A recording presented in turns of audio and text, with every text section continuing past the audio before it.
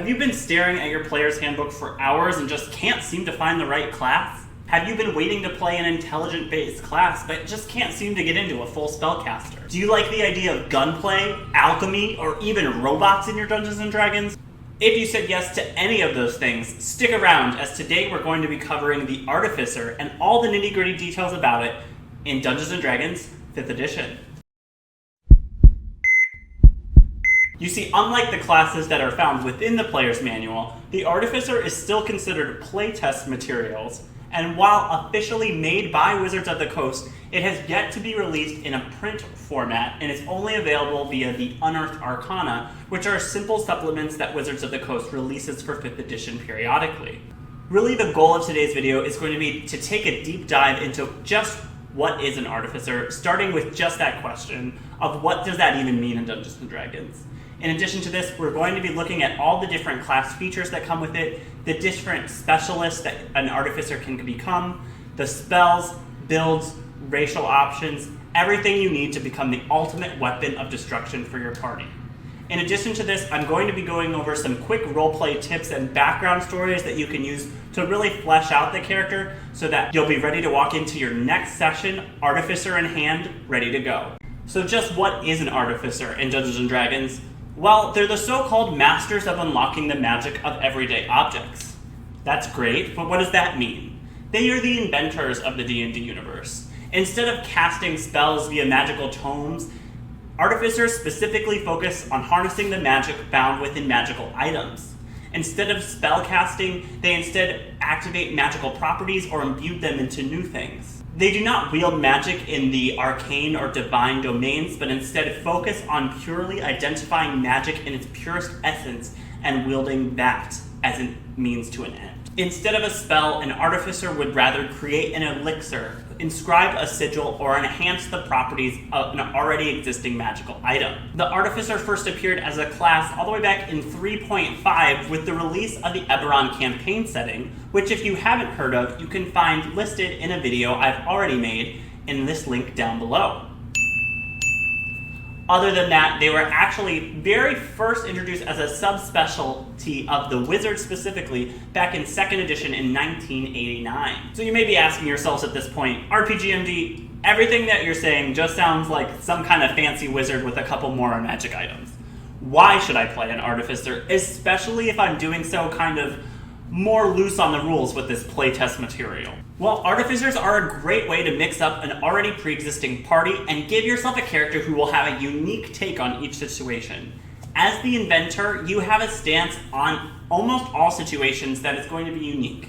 The Druid has a stance, the Wizard has a stance, but the Artificers is very precise, intelligent, and overall fun to play. They are not a pure caster class, and as such allow someone a lot more flexibility than they would get with your typical wizard, in that they have the ability to multi-class, but also the same flexibility to change out their spells like a cleric or wizard does. They also have a great mix of both offensive capabilities, but also support capabilities.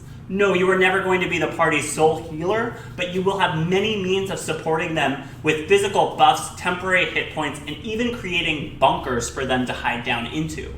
In addition to this, if you're interested in something like a pet class, the Artificer has you covered depending on the type of specialist you pick, with a multitude of different pets including cybernetic wolves, turrets, you name it.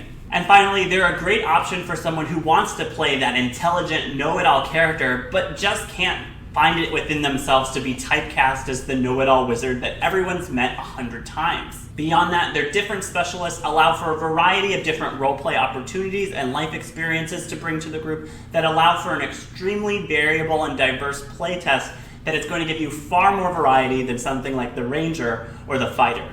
In fact, the Artificer is so complicated and dynamic that I would not suggest it as a starter class for someone who just picked up Dungeons & Dragons for the first time. It has more options to choose from than almost any other class in Dungeons & Dragons, and almost all of these options can be changed daily. The Artificer is designed so that your spells can swap out, your infusions can swap out, and you can copy something like 40 magical items that can also be swapped out. They're the only class that can change their cantrips after a short rest after a certain point, and all of these changes can be tailored to the day-to-day experience that an Artificer expects to find. If you are a player character who finds themselves agonizing, min-maxing over every little choice, this is almost more pain for you than it would be fun, but the choice is yours. Additionally, a lot of the features of the Artificer are based around the ability to craft items. So it's a good idea to not only have the conversation with your Dungeon Master about allowing the Artificer class into your campaign, but checking that they're okay with the rules in terms of crafting as well, as the Artificer utilizes these a lot compared with the base classes found within the player's handbook. So what roles can an Artificer play in a party? And there are two main roles that I've already touched on a little bit, and those are damage and support. In terms of damage, there are an arsenal of new abilities that the Artificer can utilize, from throwing potions, creating turrets, using your pets, etc. You will have no problem dealing damage as an Artificer, as you not only have the ability to multi-attack and attack with a pet, but also get access to some of the highest damaging spells in the game from levels 1 to 5, including Fireball. If you're looking to play a more support type class with some offensive capabilities, the Artificer has you covered as well. You gain the ability to grant temporary hit points every turn to your allies, and even the ability to create barriers such as Force Wall. The Artificer does have access to some healing spells such as Cure Wounds or even Greater Restoration, and is a good side healer to a main healer in the party. So let's jump into how to build an Artificer from the beginning. And a great place to start off is going to be hit points. And as hit dice for an Artificer, you actually start off with a D8, so your starting hit points are going to be 1d8 plus your Constitution modifier. For armor, Artificers get not only light armor, but medium armor, and the ability to wield shields, all of which you'll be proficient from the get-go, with the most likely armor that you'll want to end up with being half plate. For weapons, Artificers will start with not only simple weapon proficiency, but also proficiencies in both heavy and hand crossbows. Also, it is mentioned that if your game allows for firearms, which can be found in the Dungeon Master's Guide to page 267, you should also be proficient with those. Artificers also start out with proficiencies in both Thieves' and Tinkerer's tools, and additional tools that will be determined by your specialist choice at level 3.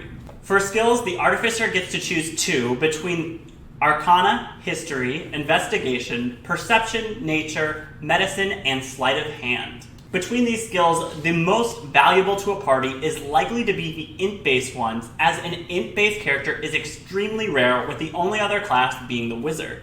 If you are the sole int-based character in your party, things like Arcana and Investigation will be invaluable for pretty much any campaign, as there's sure to be some source of mystery or magic in the campaign at some point. And lastly, in terms of saving throws, the Artificer will be proficient in both Constitution and the ever-rare Intelligence saving throw, which also makes them unique besides the Wizard in terms of classes. Like Wizards, Intelligence is going to be the main attribute point to invest in as an Artificer, and this will be followed closely by Constitution just for general health, and Dexterity, which will be used for things like boosting your AC and allow you to use better weapons at a lower level. After you've invested as much as you can into these stats, with Intelligence being your main focus, you can start figuring out what exactly your spell attack and spell saves will be.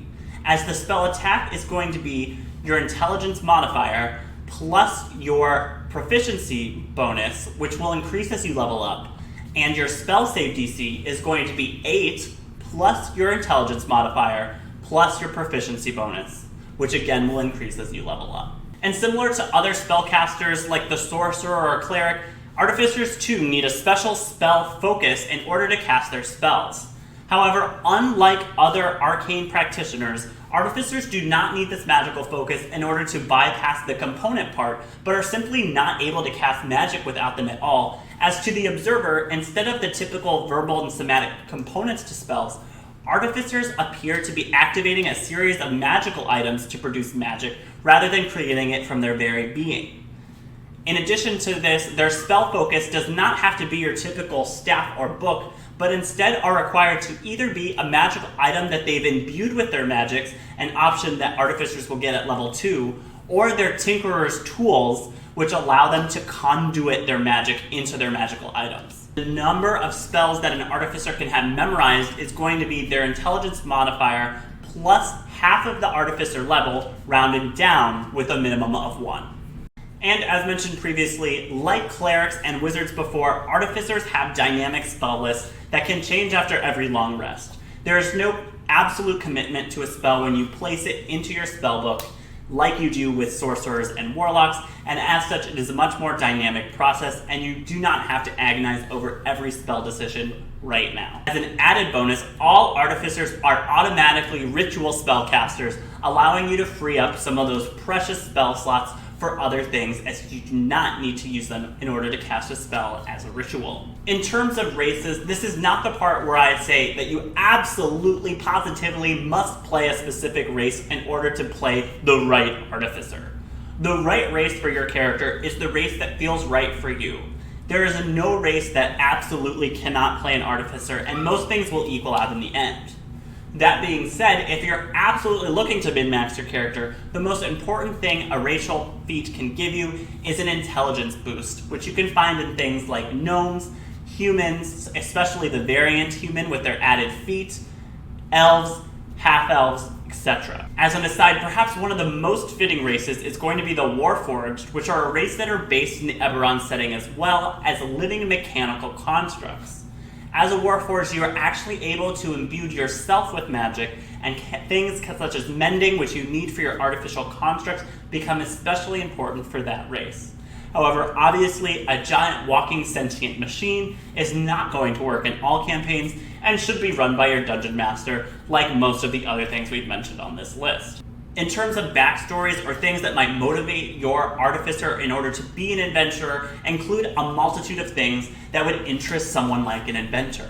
The search for ultimately rare materials, or perhaps just magical items in general. The idea to find unknown resources or unknown magics would be invaluable to an artificer, and any of these things can work. Perhaps you have a dream of an ultimate creation that you need to work on over the course of the campaign, or seek to enable your robotic or homunculus companion to grow into someone that you lost previously. Any of these options work for great roleplay and can serve to motivate any artificer into becoming a great adventurer. And before diving into the different specialists that really break this class down into different unique features, let's look at the commonalities that all artificers will share in terms of their class features. Some of these we've already gone over, which include things such as ritual spellcasting, but the really unique ones start at level 2 with the ability to infuse magical items or imbued items with magic. At level 2, the artificer can take any mundane item and immediately imbue it with magic. This magic comes from a list of infusions, of which the artificer can learn 3 of at level 2. These infusions are by no means permanent and can be switched out any time that the artificer levels up, and the maximum number of infusions known will also increase as the artificer levels up as well, similar to how spell slots work. These infusions include any number of magical properties and include things such as increasing the AC by 1 of the character wielding it. They could increase the magical attack or even copy magical items that the artificer finds throughout their adventures. The number of active infusions an artificer can have active at one time is also a dynamic number that will also increase as the artificer levels up. At level 2, they can have 2 active items at a time, and that does not mean that the artificer has to be wearing the items, as they can create these magical infusions and give them to party members as well. An artificer is allowed to imbue an item with magic after every long rest. And if an artificer were to exceed their maximum number of infused items, the oldest infusion will disappear and the new one will immediately take its place. Different types of infusions can only be used on certain types of items, so be sure to read the list of infusions very carefully before selecting which ones you would like for your artificer. These infusions are permanent and will stay on the item until the artificer exceeds the number of infusions that they have, or the artificer dies, in which the infusion will stick around for 1 plus that artificer's intelligence modifier in the number of days. At 3rd level, the artificer not only unlocks their specialist, which will greatly affect how the artificer will play from that point on, but also a proficiency associated with that specialist as well with certain tools. At 5th level, artificers get the arcane armament feature, which allows them to multi-attack as long as they are wielding a magical weapon. Interestingly, unlike other classes' multi-attacks, The Artificers is not a bonus action, as it merely states that the Artificer is able to use the magic inside the weapon to make it attack for a second time, rather than the wielder pulling the trigger again. This allows them to free up their bonus action for other things, a lot of which will be utilized in the specialist features that we'll talk about in a little bit. At level 10, all Artificers get the ability to exchange cantrips after every long or short rest, which, while not the most useful feature at level 10, as you'll likely have a multitude of other spells to choose from, is an added nice flexibility that all Artificers could make use of. At level 18, Artificers get the ability to store level 1 and level 2 spells known from the Artificer class into magical items. These do not need to be spells that you have prepared, and they are allowed to be casted by anyone who's holding the item, with the item having the number of charges of 2 times your intellect modifier. These will stop being magical after their use of magical charges, or if the Artificer makes another item in this fashion. And finally, at level 20, the Artificers gain the Soul of Artifice, which allow them to attune to 6 magical items, which makes it more than any other class in the game, and they also get +1 to all saving rolls per magical item they are attuned to, giving them a max total of +6 to every single saving throw in the game. And I think you've heard me hint about them enough at this point that I think you're finally ready to dive in and hear about the 4 different types of specialists that any Artificer can go into. These have a lot of similarities in between them, but allow for very different types of playstyle. Most come with a pet, but all come with different spells that you do not need to have prepared in order to cast, but they still use a spell slot to do so. The first specialist that we're going to cover in today's video is going to be the Alchemist, which is a person that focuses on potion and chemicals to both support their allies and harm their enemies. Now, these are never going to reach points of healing that you feel as powerful as a druid or a cleric in the party, and as such, they come into a little bit of a weird place as they sacrifice a lot of the offensive capabilities found in something like the Artillery specialist, but don't get a lot in return.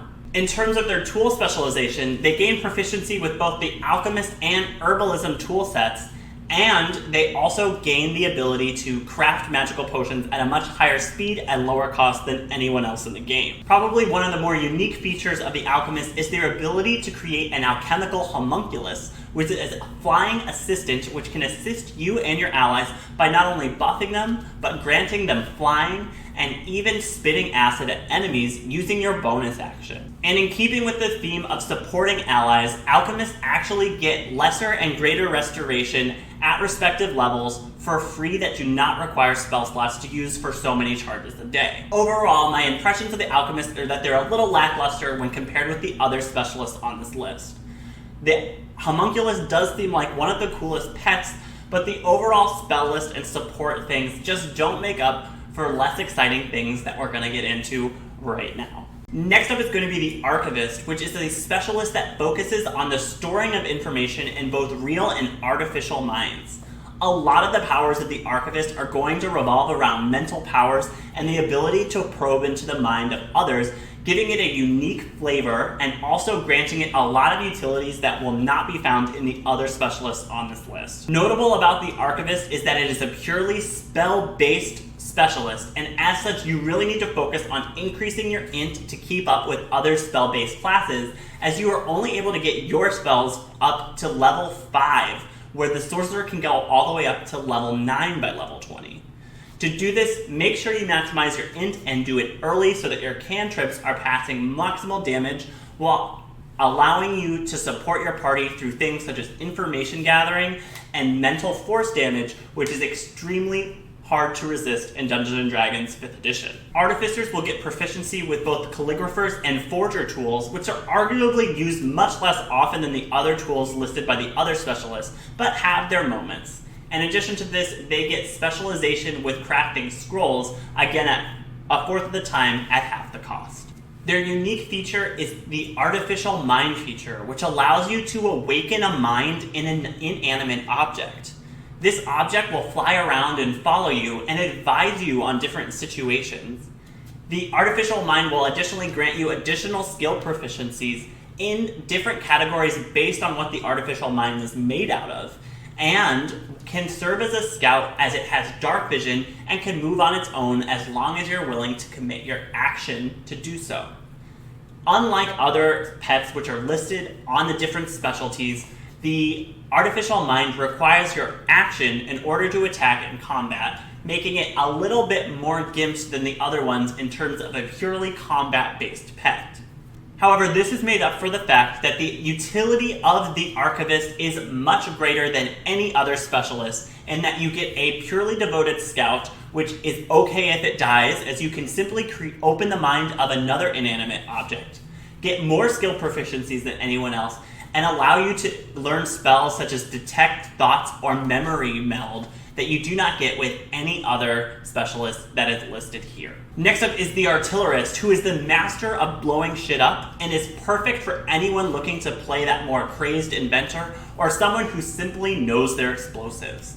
They not only get the ability to cast things like Wall of Force and Fireball, but also get deployable turrets that can even make kind of burrows for your allies to hunker down and mitigate damage with. Artillerists will gain proficiency with both smithing and woodworking tools, allowing them to be master weapon crafters, and as such, their ability to make wands is unmatched at 1/4 the time and half the cost. Beyond just getting awesome damage-dealing spells, the main focus on the Artillerist is their battle turrets. These magical turrets have crab-like legs and are allowed to move with just your bonus action and attack with that same bonus action. They have a variety of different attacks, which include things like flamethrowers and ballistae, which have long range, but also have defensible options as well, such as the ability to grant temporary hit points to all allies around them and can be spammed over and over again with no use of spell slots, allowing you to create a very tanky front line with your battle turrets. In addition to this, the Artillerist gains the ability to make magic wands at level 6 and can even have 2 simultaneous turrets out at level 14. Turrets can also be used as explosives as well, as if your turret gets low on health, you have the ability to detonate it, damaging all nearby enemies. Probably the easiest to have the most fun with is the Artillerist. You will feel like an absolute devastating beast on the battlefield, creating explosions wherever you go.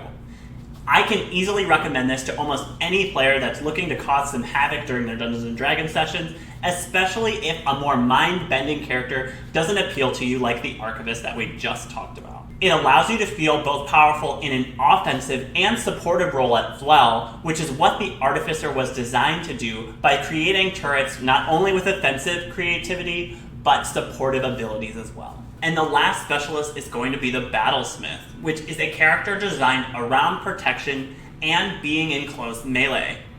They get the ability to be proficient with martial weapons right up front, and instead of using strength or dexterity for their weapon throws, get to use their intelligence modifier. In addition to this, they get the pet called the Iron Defender, who is mainly used as a tanking-like pet as it has a massive amount of HP for its level, and has the ability to grant all attackers to anything 5 feet within it that is not attacking the Iron Defender disadvantage on their attack roll. In addition to this, a lot of the spells that are granted to the Battlesmith come from the Paladin spell list, and as such focus on smiting their enemies while protecting their allies. Along with this, the proficiency is with Smith's tools and allow for the creation of armor in 1/4 the time and half the cost. The Iron Defender works like a lot of the other pets in that you get to use your bonus action for just general attacks, which can include an Arcane Jolt ability. And overall, the Battlesmith is probably the simplest of the classes to play if the Artificer just feels like way too much for you between all of its infusions and different magically imbued items. This may be the way to go, especially if you're more prone to melee characters. It certainly has a function within a group, especially for someone who enjoys supporting their allies, but you will not get the huge bang for your buck or huge story moments that you may get with something like the Artillerist or the Archivist. In terms of spell choice, the number of spell slots that the Artificer has access to is pretty limited when compared to pure casters like the Wizard or the Cleric. Because of this, the choice of spells is less important as they're able to kind of swap these out on the fly, but overall, there are a couple good options that I think it would be important to go over. In starting with cantrips, mending is an absolute must, as it is the only way to repair a lot of the constructs or pets that the specialists have. In addition to this, you're likely to want to take a damage dealing cantrip as well, as it may outpace your ability to use your crossbows or short bows, depending on the type of character that you build. Something like Firebolt is by no means a bad decision for an Artificer, as it is the highest damage cantrip in the game currently, and will give you a solid source of damage, especially with a high int and likelihood of succeeding on your spell attacks. Other great damage dealing spells to think about as you level up include things such as Arcane Weapon, a great level 1 spell that allows you to enhance the abilities of an already pre-existing magical weapon and do an additional d6 every time you attack with it. The Artificer is unlikely to have use for their concentration as much as a cleric or a wizard, so it's a great first level spell for them. In addition to this, something like Animate Objects, very late in the game as a 5th level spell, is a great damage dealing source in the ability to create multitudes of different attacking objects, in addition to a lot of the pre-existing pets that the Artificer has access to. In terms of support or battlefield control spells, things such as Grease are very thematically fitting for the class, but also provide the ability to cause disadvantage and possibly knocking over enemies. Adding haste onto your allies will also be an added benefit that any party will greatly appreciate at pretty much any level. And with the high constitution that comes with being this class, it is less likely for you to fail in your concentration saving throws. They also get the ability to cast Stone Skin, creating a great barrier, especially if you're playing the more melee-oriented Battlesmith, and can even get the ability to cast Arcane Eye if you did not go down the Archivist path and need a reliable scout through dungeons. The Artificer also gets access to a lot of divine spells and create great healing and supporting abilities such as Cure Wounds, Revivify, Greater and Lesser Restoration, which are always welcome additions to any party should someone go down or become inflicted. And in terms of feats for the Artificer, there's a couple choices that will really help people depending on your playstyle. The first of which is going to be Elemental Adept, as if you're playing as an Alchemist, you should choose Poison, as you will be doing a lot of different poison dealing spells, and if you're playing Artillerist, Fire, as you'll have things such as Fireball, that the added resistance benefit will prove invaluable, as Acid and Fire are some of the most resisted elements in all of Dungeons & Dragons. In addition to this, things like Lucky are available to pretty much any class as a useful thing, as who doesn't like re-rolling bad rolls. And for those of you who are looking at other classes' spell lists and just missing a couple spells, you can always take the Magic Initiate feat to grab those cantrips or other spells that you may have been missing. Now, all of these feats should take back row to increasing your ability scores, especially your intelligence, up to 20 beforehand, and are likely to be more added bonuses later in the game rather than early level gameplay. And that pretty much sums up our class guide for the Artificer as it stands currently in Dungeons & Dragons 5th edition. As I said at the beginning of the video, this is all subject to change, as this is currently playtest material that has not been officially released in a printed book of Dungeons & Dragons for 5th edition yet. It is suspected that this will likely release with the Wayfarer's Guide to Eberron campaign book, which is expected to release sometime in the next year, though we don't have a definitive date of release right now. I would love to hear your guys' thoughts on the current state of the Artificer, especially as it compares to previous editions like 3.5 and 4th edition. If you have any crazy stories about using an Artificer in 5th edition or even earlier editions, I'd love to hear about them in the comments below. If you enjoyed this video, please give me a like, favorite, and subscribe, and you can find links to all my other Dungeons & Dragons content over here and over here. I'm RPGMD, writing you a prescription on all things dice, dragons, and gaming, and I'll be seeing you guys next week.